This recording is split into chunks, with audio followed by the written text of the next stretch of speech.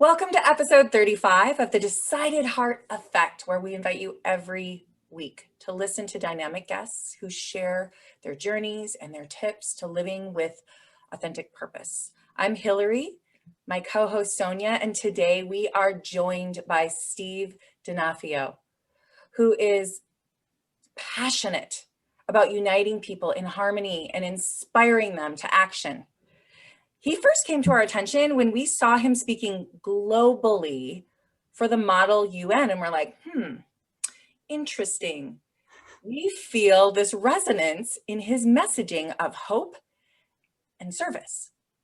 And so we wanted you to meet him. We wanted to get to know him better, a little bit selfishly. So welcome, Steve. Thank you so much. Can you tell us a little bit about yourself and what brought you into this world of trying to help people find more peace, more harmony, more things that unite us? Hillary, Sonia, thank you so much. It's so cool to be here. And I have a passion for bringing people together. And I guess you'd say business, it's a brand, but it's deeper than that. You guys talk about the decided heart moment. And I think that's why I love what you guys do and what you're sharing, because it fits exactly with my passion for helping people take personal responsibility and understanding that they're not victims in their own life, just like you guys talk about. And I think that's why this is such a fun connection for me. And I'm a speaker and a trainer, and I've had a long, fulfilled life. I was a U.S. Army guy way back in the day. I was lucky enough to live in Japan for 15 years of my life, ran a business there from 2000 to 2015. But the moment that really connected me with the importance of bringing people who look, think, and believe different together, and the idea of bringing people together in harmony to have a better world, actually happened during the first Gulf War. As you know, in the early 90s, Saddam Hussein invaded Kuwait. There was a coalition to then liberate Kuwait. I was part of that, the U.S. Army piece of coalition. So as the ground war began, I was in the U.S. Army as the infantry, and I was in a cavalry scout unit at the time. As the ground war came to an end, one of our jobs was to go through the old battlefields. We were to go back through everything that was blown up and destroyed, and basically look for unexploded ordnances, maybe some booby traps and leftover people, something that wouldn't kill children. And as I was walking through, and if you've seen the military movies and you've seen pictures, oftentimes war or military things are glamorized. And I'll be honest, when you are in all this equipment and you're walking through the desert and you have this cool gun and all this other stuff, you actually feel very powerful. There is a sense of pride, a sense of power. And excuse me, and it's so cool. But as I was walking, I came across a glossy piece of paper that caught my attention, and I picked it up. And as I stood there in the desert, and I stood there in this feeling of pride and power, I looked at a picture of an Iraqi soldier and his family, a wife and some children. And I wondered, is he still alive? By the looks of the vehicle next to it, my guess would be no. Maybe he escaped, maybe he didn't.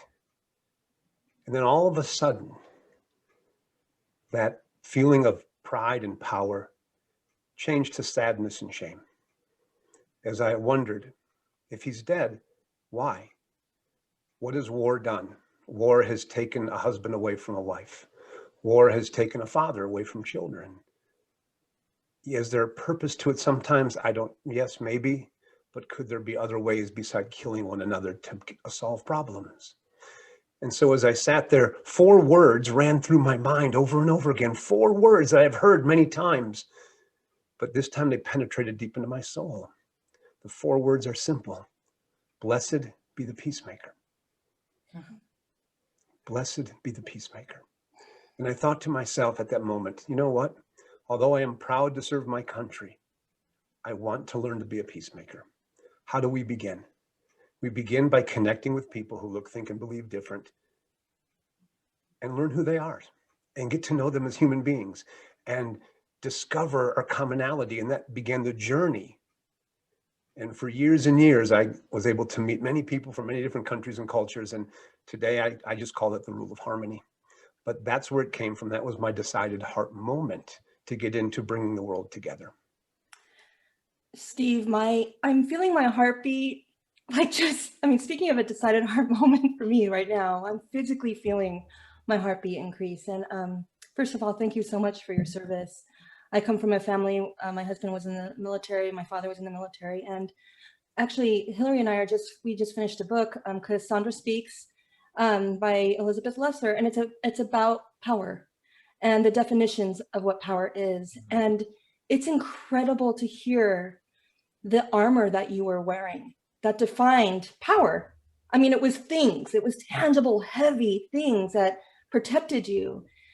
And the internal strength, the vulnerability for you to shield, to release it with your heart at that moment, wearing all this stuff, but redefining power in this vulnerable moment, to me is, I mean, it's a super, no one can do that easily.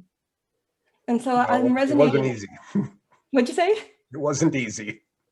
Well, and then, the power of an image. Yeah. And then being aware of what that image represents, it's impacting me in a big way right now. Mhm. I love that too. I think that I'm so, thank you. First of all, I feel honored that you shared your story with us just in that way. And part of that story that I think is important for people to understand. And then I want to move us into really, how can we start to have that moment as well? Because it takes more than one person having that moment. Something that has really come to the forefront, and an idea, and something that I've been studying lately, is this idea of how do we look at an entire group of people and not see an individual. And in that moment, that's what, because we can become desensitized when it's like all of those people over there. But you talked about an individual story, an individual father, an individual husband. And I do think there's so much validity and key into challenging ourselves on a daily basis to connect and truly see who is across from us, rather than just blindly moving through. And I would really love to hear, Steve, what are some of these things that your rule of harmony, what does that look like? How can we start to make that a part of our lives? Because we need it. We need more than ever to unite. Thank you. Yeah, the rule of harmony is a simple acronym, R.U.L.E. That's it. It's not that hard. I use that. It's not technically a rule, but the acronym fits really well. That's why it's called the rule of harmony. And because I'm so simple. And R is this. And R is about taking responsibility. In fact, if we were going to put it in terms here, R is about the decided heart moment.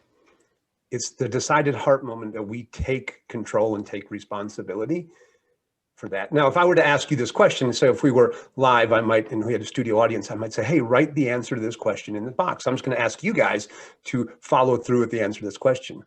One of the things we talk about responsibility is we must admit there is, or admit we have what? How would you finish that? Admit there is well, how would you finish that sentence? There is a need. A need. What else? What's another way to finish the sentence? Admit that you have Yeah, the responsibility is what comes to me. Like taking responsibility begins with admitting there is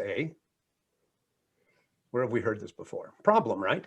Oh, problem. Yes. Oh, yes. I'm with you now. Like I was already, I'm like, yeah, I got you. We have a problem. Let's go. Right. And that's what we do. So admitting there's a problem is like what everybody talks about, but you know what? We can always point fingers, there's a problem. So in the rule of harmony, the R stands for taking responsibility and admitting there is a solution to every problem that is out there. I want people to admit, in fact, you can write now, does it mean you don't acknowledge problems? No.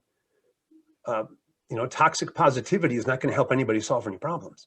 We have to recognize roadblocks. We have to recognize that problems exist. But if we then allow those problems to then trap us, to be victims in our own circumstances, because, well, there's no more money or this, and we point the fingers. When we take responsibility and we say we admit there's a solution to every problem, two things happen. One is we put the blame for our life on ourselves and not someone else. But two is we move from hopeless to hopeful, because now we're empowered. Hey, wait, I admit there's a problem, and that problem has a solution. And now I admit there's a solution. That solution begins with me. Jim Rohn, the famous speaker, once said, nothing changes until you do. And so now it's time for us to say, yeah, there's a solution to, and put the problem down. So here's the action step I encourage everyone to do. You just simply write a sentence down. There is a solution to blank, and write it down. So when you're sitting there, oh man, I don't have any money, I don't have any of this. Identify the problem or the roadblock, and then write this sentence. There is a solution to, and write that down. And now look at it and say, okay, now that I know there's a solution to the problem, let me begin to explore strategies to get there. And it's my responsibility, not somebody else's. But when we take individual responsibility, we also stop blaming other people for anything. And what's really funny when I talk about this is after people come to me and say, Steve, I love this talk, especially the part about responsibility. I wish my boss was here to hear that, because they really need that. And so now people are going, yep, I know who needs to hear about it. Look at politics. They're great. Listen to politics. A newscaster will say, what do you think about personal responsibility? They say, that's great. Those guys over there, they really need to hear this conversation. Right. I love that you say that so much, because I cannot tell you, when I do like the one-on-one coaching, everything that you're saying right now, I can't tell you how many times where it's like, okay, well, what's the problem? And they tell you, so what do you think, like, what would it look like if, well, that person would, I'm like, no, you don't have control. Well, that person would, no. Well, I want the person to not feel, still, no, you can't control this. And if we're really honest, let's be honest, we are the viewers out there watching you and you yourself, and we're almost perfect. So probably 98% of all problems are that person over there. For sure. And that's okay.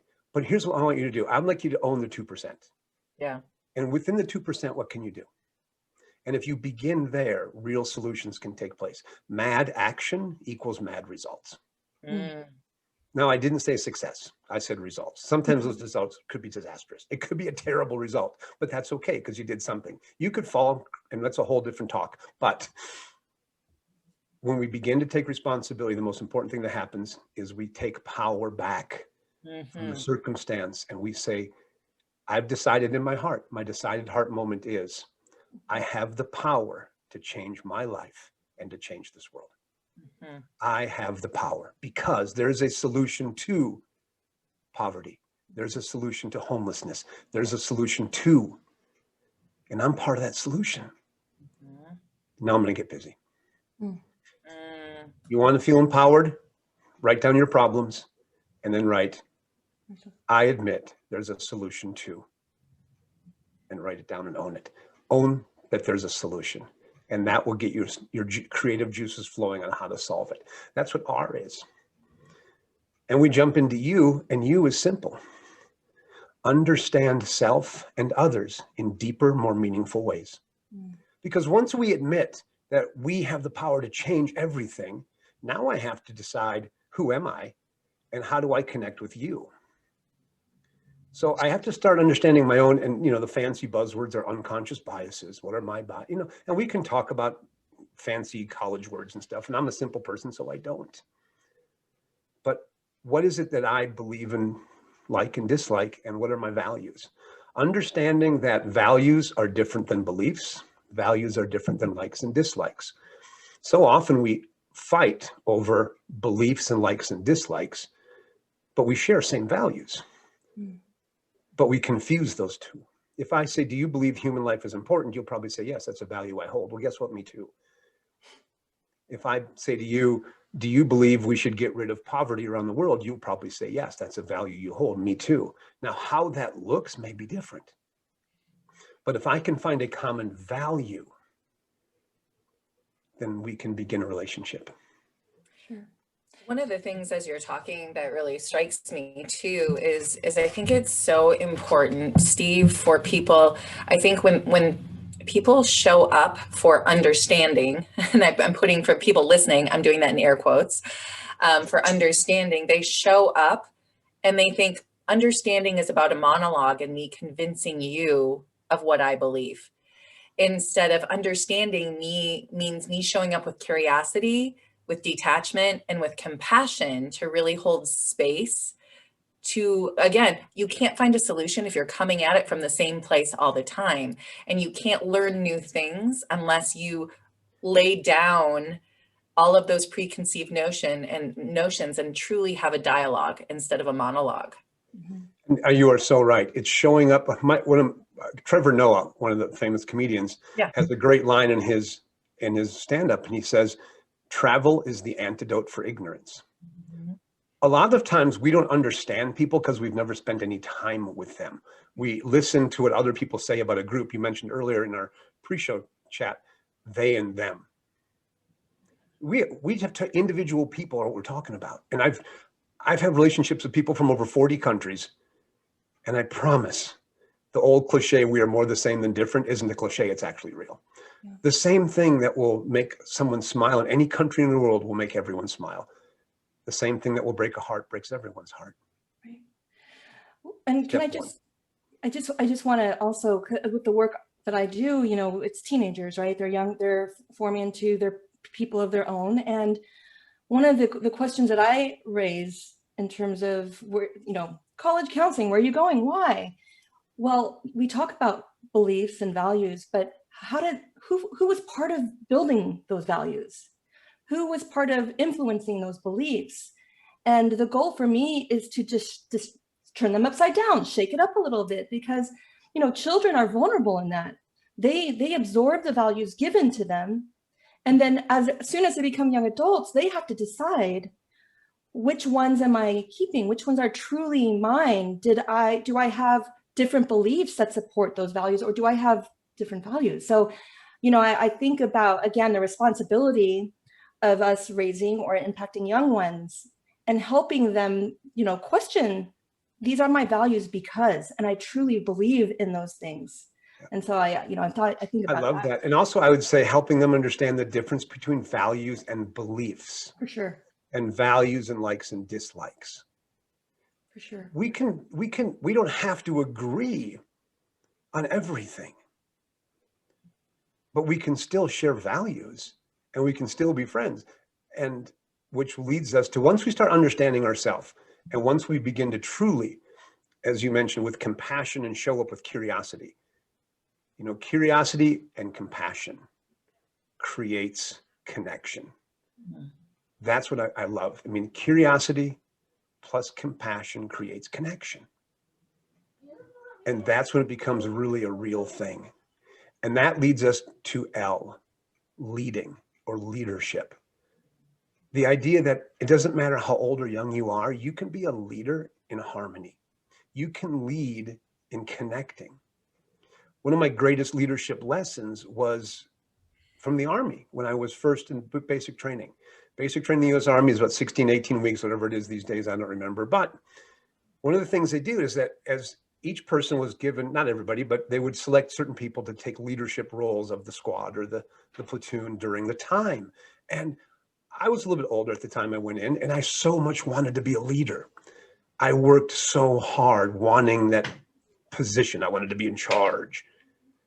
And I got passed over again and again. And I thought, okay, what I need to do is help everyone. When someone gets a leader, I need to be an amazing follower. I need to help them. I need to support them, make them look great. I knew that much, that's what I needed to do. And so that's what I would do. And I, over and over, in fact, there was one time I was helping one young man. They put him in position. He was failing miserably and people weren't respecting him. And I thought, we got to figure this out. I got to help him get some more respect. Well, one evening, we got the dumbest assignment ever. It was like 11 or 12 o'clock at night, and the drill sergeant had told this guy what to do, and he said, listen, he says, well, there was some raccoon problems by the dumpster. It was in Georgia, and it was cold and raining. And he says, I need one person to go outside and stand dumpster guard to make sure the raccoons don't get in the dumpster. And I thought, this is the dumbest thing I have ever heard. And I thought, you know what? All week, I have backed this guy up and saved him again and again. So I'm pretty sure it's not going to be me. Nope. It took him like 8 seconds to go, Donofrio, we need you to go do this. And I'm like, inside, I'm like, dude, seriously, I have helped you survive the entire week as a leader. And your last thing is to make me do the dumbest thing on earth. So I went, I smiled and I said, yes, sorry, I'm going. I did it. And that was the end of that. Fast forward to the end of basic training. We get to sit down with our drill sergeants and they say, would you have any questions? And I said, yeah, I was never given leadership and I'm kind of mad. And I'd like to know why. And my drill sergeant laughed at me. He literally started laughing. And I thought, this is not funny, dude. I'm kind of mad. I worked really hard. And he says, obviously, you don't know anything about leadership. And I said, what? And he goes, leaders are not about position or titles. He goes, you don't have to be told to be a leader. You are a leader. Apparently, you're the only one who doesn't see that. And he goes, I didn't need to put you into leadership to see what you do. He goes, we all knew you were the leader. If you ever remember that, you'll go far. Leaders are not about position or title. So every young person can lead. Every high school kid can choose to lead in engagement, which is, by the way, E in the rule of harmony, R.U.L.E. E is about engagement. You can lead in engaging with others who look, think, and believe different. You can take responsibility. You can understand them. You can lead your friends and peers and break those barriers and say, I'm going to go to this other group and hang out with them today at the lunch table. I'm going to go do this. I'm going to go talk to my neighbors. Unfortunately, the most segregated time in the United States of America is Sunday morning, 11 a.m., when we all run to our little self-segregated churches. When we should be coming together and not separating ourselves.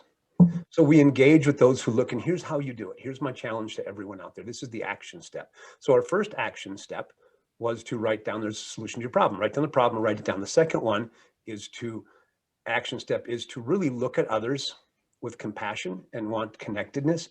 Now it's leading by example. So we're going to take the step and we're engaged with those people. My challenge is this, whether you do it virtually or live when we're allowed to, at least once or twice a month, intentionally find someone who looks, thinks, and believes different than you. Have a cup of tea or coffee if you have to, but I like tea. Have a cup of tea and get to know them. Sit down, let them tell them and hear their story. That's all you have to do. See, leaders, and so sometimes we have to go back to what, Hillary, you brought this up, it's how we listen. And it's not about us, it's about them. And you brought up, it's not about convincing them. A leader knows it's not our job to be right, it's our job to do right. So when we go and connect with people, it's about that. So that's what I want people to do, is find the time to connect with those who look, think, and believe different. Sit down and have a conversation. And you will discover you actually are more different. That's the simple rule of harmony. Take responsibility.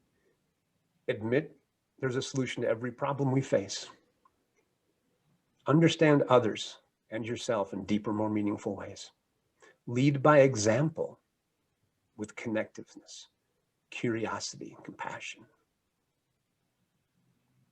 And get and stay engaged. That's it. That's the rule of harmony. Man, the words that you're dropping down, it's just getting, it's so aligned with what I think, what I believe, what I feel. And again, I have to bring back college admissions. I'm sorry, Hillary, but the word engagement, when you said engagement, and that's everything. And we're such a culture right now. In my world, it's all about college admissions, which is such a fixed mindset. Well, what are the requirements? What are the top schools? Everything's so fixed. And research has shown that success and happiness as an adult has nothing to do with ranking, top schools, leadership positions. It's everything to do with engagement. So it's like, you kind of wrapped it up with a bow for me. And like redefining experiences that, again, I'm bringing it, our children should always question engagement. And because I always say, well, what leadership position should I have? Colleges ask for a list of activities. What's the titles that I should have? And I'm so frustrated with the whole conversations we're having about higher education that I put that all in the trash. And for me, the rule is, I mean, it's applied to everybody. But to me, my heart and soul is, our young people. I'm curious, unless Hillary, you want to interject, but have you ever had a really hard conversation? Like, you invite someone who's so different from you. I'm sure it's not always easy to have both people agree to meet over that tea or coffee and have that conversation. No, but at first I was like trying to force myself into it, but then I realized there's enough people who want to, that Science and research has shown that we have the ability to influence people within about a 6-degree radius. And if we're talking, you guys are college folks, if you're talking about a bell curve, the closer you move to the middle, the more influence you can have. Don't try to change the people on the extreme ends. It will never, ever happen, and you'll just stress yourself out. Look for the people in the middle and start bringing those people closer this way. You can engage 3 or 4 degrees to each side of that center and start bringing people this way. You'll have more impact. We will never be able to, nor should we even try to change extremist views. It's a waste of your energy. There's enough people who are like, I don't know, but once you connect with them, they fall in love with you. The Creative Society Project, which I recently spoke at, is all about doing that. And one of the things that I spoke for 5 minutes at this conference. But what literally brought tears to my eyes was not the conference, it was what I saw after. And that was this. Because I was on Zoom in the back room, the hosts are like, hey, come and check. So we kind of were out there before we went live and after, and they said, we just go quick. They pinned the screen with our tech people, and a bunch of people in Ukraine had rented a big space, and they all brought their personal computers. And there was about 15 people who were live streaming for us. And then they brought up a person from Moldova and a person from this country. And all of a sudden I realized that there were people around the world who look, think, and believe different, who are all working together to accomplish one goal. And it was like, wait a minute, it actually can be done. The other thing I want us to do is stop letting whatever government you listen to tell you who your enemy is. We are told Russia's bad, China's bad. If you're in India, Pakistan's bad. If you're in Israel, everybody's bad in the Middle East. If you're in the Middle East, Israel's bad. It doesn't matter. We have to stop letting the national media and the big people tell us who we can and can't love and who we should hate as our enemy. Because I'll tell you what, there are so many people around the world who deeply care about this. There are so many people who've had a decided heart moment that are connected with what you guys are doing right here. You guys are part of this. This is why I love your platform, and what you're doing is reminding people that you're not victims of your own making. That a decided heart moment says, I take responsibility and I'm free to do what I want to do to make an impact in the world. That's why I love what you do. That's why I'm impressed so much and so deeply inspired, because you're helping people discover their own decided heart moment. And when enough people do it, guess what? We'll see change. Steve, I want to thank you.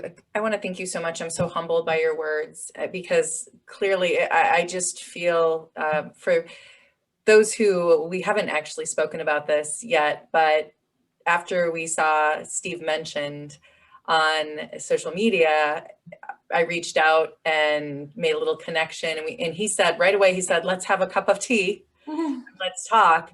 And an hour later, I felt so filled up and so moved and so joined in this idea of really truly being on this mission to help everyone own their own personal strength and power towards peace and harmony and seeing one another, not in the woo-woo version of kumbaya, but in the truest, sincerest form of, I guess I want to share this image that comes to my mind, which is, we always hear talk about a candle, and when you light a candle out of the darkness and all of that. A long time ago, I let go of that, because one candle lights just a small space. And the image that comes to my mind instead is flashlights. And when you were talking, I feel that way too. The flashlight comes from this single beam, but it spreads out as you were talking, the degrees, and it keeps going, and it continues to spread. And when it does is it continues to push darkness out. And when someone else has their flashlight and the same thing is happening, pretty soon those beams join together and we have this beautiful, beautiful light. And that's what was going through my head as you were talking. Somebody who truly, truly gets and understands we can make a difference as an individual, but not when we're doing it alone. But when we seek the connection, the engagement, when we find people who have a common heart for this, then we can continue to fill each other up and leave people and the world better than we found them. And you do that daily. I want to thank you so much for that. And thank you for sharing with us and sharing with our listeners and our viewers, because I truly feel like we will all go into this day and into our lives moving forward, if we choose to have a decided heart moment, making things just a little bit better. That's so cool. I know we're about out of time, and I appreciate you guys so very much. May I have permission to close with a story before I turn it over to Sonia? Absolutely. It connects with the flashlight thing. There's a philosophy in South Africa called Ubuntu, and Ubuntu means I am because we are. But there's an old story. And I've changed the ending for my own purposes because I like it better. But basically, it's about a gentleman who he and his friends would go walking on the beach on a regular basis. Every morning they go out to the beach, and you guys are in California, you get it. And they would walk on the beach just for exercise early in the morning. And one day, as this man was walking, he noticed a boy very frantically throwing things into the ocean and running back and forth. And he was like, dang, what's this kid doing? He's got a lot of energy there. And he couldn't help himself. He had to walk up and find out what's going on. So he approached the young man and he said, young man, what are you doing? And the boy looked up and he goes, sir, I'm saving starfish. And he tripped on me, threw it in the ocean. And the man shook his head. Oh boy. He says, son, you're wasting your time. You will never save all these starfish. In fact, there are hundreds of them on this beach alone, and there are miles and miles and miles of coastline. You have no chance to save all these starfish. And the boy, now looking a little dejected, picked up a single starfish. And he whispered something, and he threw it as far as he could. And he said, I saved that one. And the man said, yes, so. And began to walk away. And the boy said, Mister, wait. And the man turned around, what? He goes, you want to save a starfish? And the man was like, what? And he goes, do you want to save a starfish? He goes, it's easy. You pick it up, you tell it not to come back, and you throw it for a second chance. Why don't you save it? Now, the man felt a little guilty because he almost made the boy cry. So the man picked up a starfish. He's about to throw it. He goes, wait, you got to tell it not to come back. Okay, don't come back. And he threw it. And a smile came across his face. And the boy said, didn't that feel good? Mm. And the man said, yeah, it kind of did. And he picked up a second one. Soon enough, the man's friends came and said, what are you doing? And he goes, we are saving starfish. Pick one up. And they did. And as more and more people came, more and more people got involved. Just like the flashlight. See, one person can't make a difference, but one leader who will influence the action of others can.